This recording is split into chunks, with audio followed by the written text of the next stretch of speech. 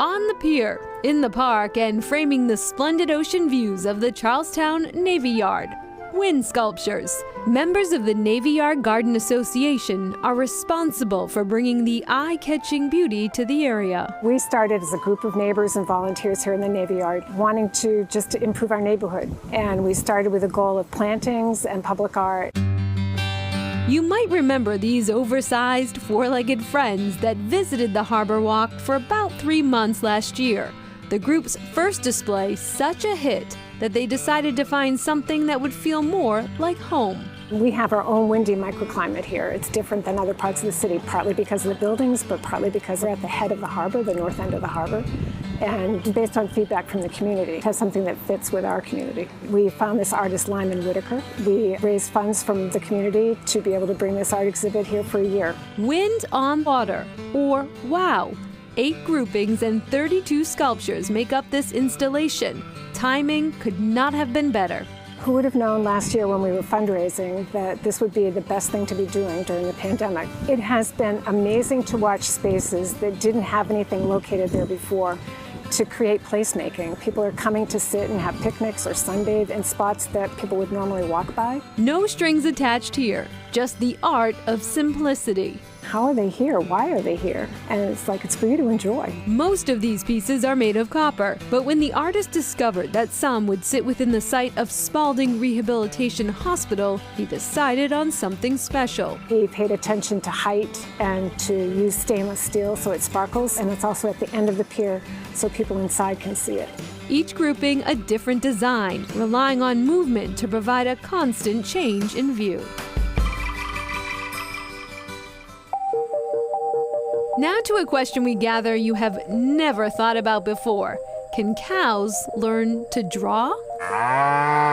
Teaching a cow how to draw is part of the first ever outdoor exhibition at the Clark Museum in Williamstown, Massachusetts. It's a kind of drawing in space. It's about 600 feet long, so you can see it from over here, you can see it from over there. The idea is to really live with it and move around it. Instructions brought to the pasture by way of this stunning fence. It's by an Argentine artist named Analia Saban. She saw the split rail fence as a sort of traditional American vernacular and started to play with it and thought, what if cows are looking at it over time, could they learn something? And so you see the rule of thirds, which helps you compose a picture. You have 3-point perspective. So it's very playful. Rob Wiesenberger, associate curator at the Clark, says it's just part of a new exhibition called Groundwork by 6 artists who are using the 140-acre campus as canvas. The idea was always to activate our campus night and day. In all seasons, our campus is free and open to the public 24/7. There are harps that will use wind to make sound and angles that offer fresh perspective.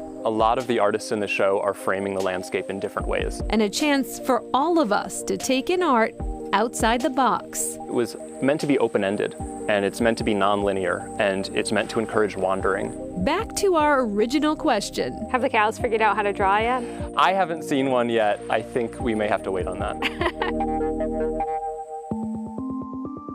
Berkshire County is also home to the Massachusetts Museum of Contemporary Art, drawing crowds to its location in North Adams. But visitors to Masmoka often bypass the city's downtown. We've been looking for ways to encourage more people who visit the museum to come downtown. Welcome Big Bling. It was commissioned by the Madison Square Garden Conservancy, and it was slated for the scrap heap. It was going to be a massive loss of a really wonderful piece of sculpture. So we got on the phone quickly, and I think literally we caught it hours before it was cut apart. You can't miss it, 40 feet tall. That's nearly 4 stories. Well, if he was trying to make an elephant, he missed it by a bit. Joseph Thompson, museum director, says the opinions are as wide as the sculpture. What we see in art is often influenced by our own stories. The artists have one too. Big Bling, in all of its golden potential, actually sits atop a dark history. Martin Puryear is one of the most respected and beloved American sculptors alive today. Big Bling's a complicated object. It's kind of a floppy elephant or a dog or an ear.